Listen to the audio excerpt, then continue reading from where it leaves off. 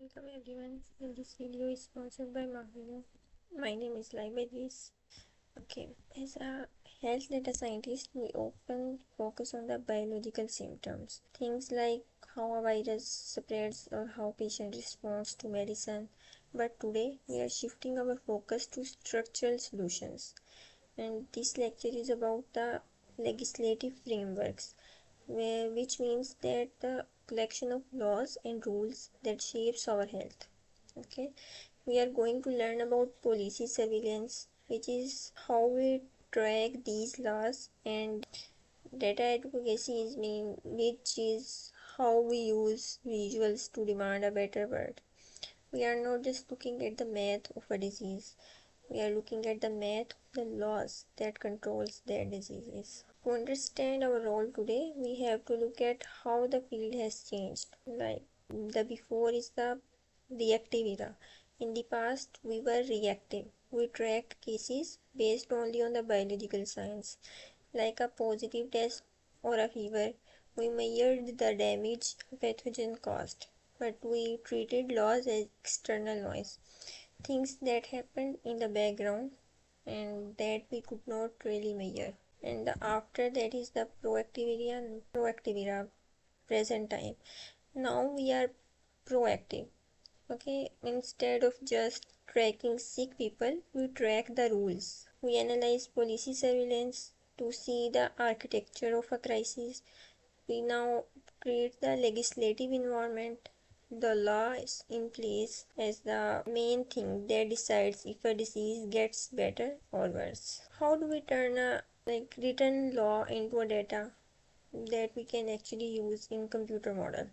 This is called the policy surveillance. It is the systematic collection and analysis of laws that have a direct measurable impact on public health. We take the text of laws and turn it into a structured data points. For example, we map out the frameworks, the structure of the law, okay, like the in exactly when the law started, that is the encampment dates, okay, and the target populations, which includes who the law is supposed to help.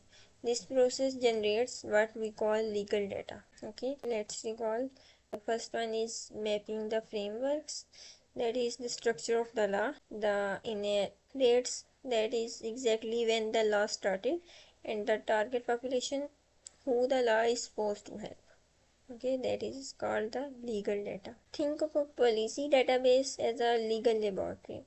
In a normal lab, we change one variable to see what happens, but in our legal data, we look at natural experiments happening in the real world. We can isolate variables like mask mandates, that is PPE requirements, then vaccine requirements for jobs or schools, and housing protections like stopping evictions. By having this database, we do not have to guess why the infection numbers are changing. We can see if the numbers moved because a specific law was passed. In your epidemiology classes, you learn about the reproduction number, but reproduction number cannot be calculated in a vacuum.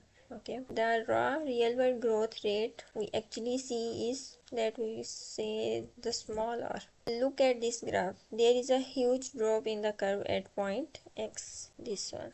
As a data scientist must ask, is the pathogen attenuation, meaning the virus naturally got weaker, or is it a pulled legislative lever, meaning new laws stop the spread?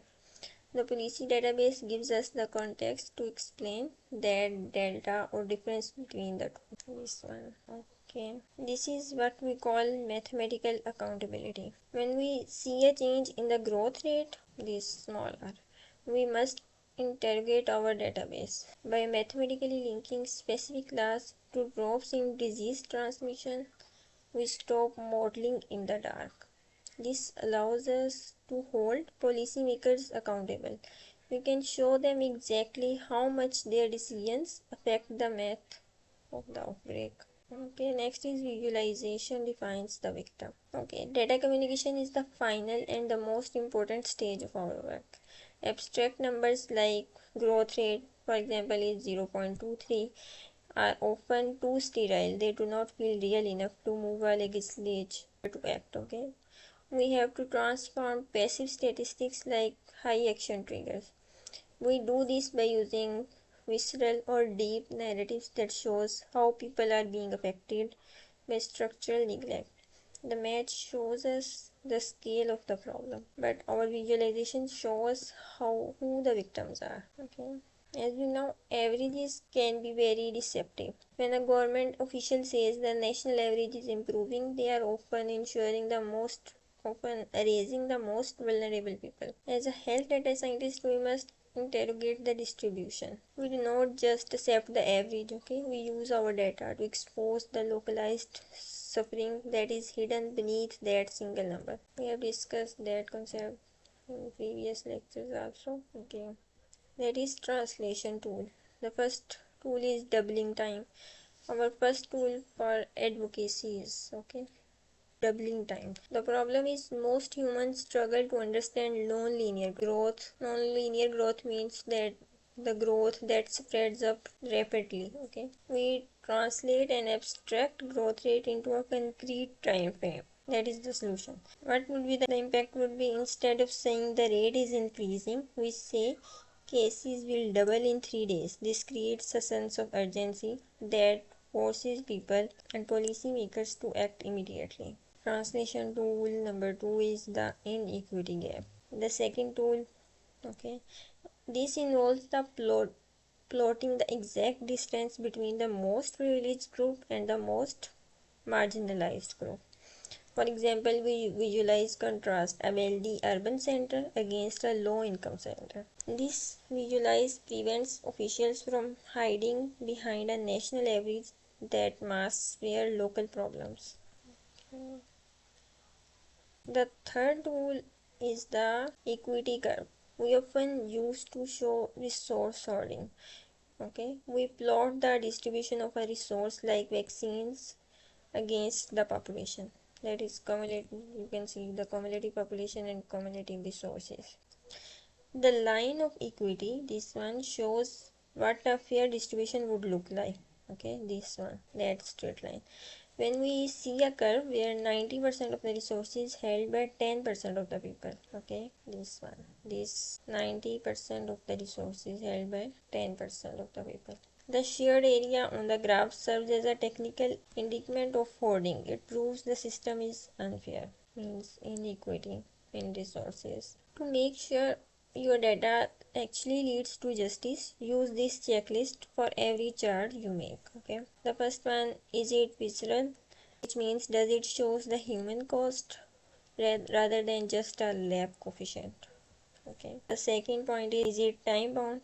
Means does it force people to act right now? And the third one is does it dismantle the average? Which means does it show what is happening to the marginalized group? Okay. As a practitioner, remember this: your mathematical models show the scale of the crisis, but your advocacy visuals shows the victims. We use these gap charts or equity curves to show the structural reality of the world. This is so what layer of your work. It is where numbers becomes a mandate for justice. Okay, you are not a passive observer. You must pair your technical skills with a relentless commitment to equity. In conclusion, your job as a health data scientist is not just to describe the world. You must use your models, your visuals to enforce legislative accountability, and your work should be dismantling forces against the structural injustice. Use your skills to demand better and fairer world. Thank you so much.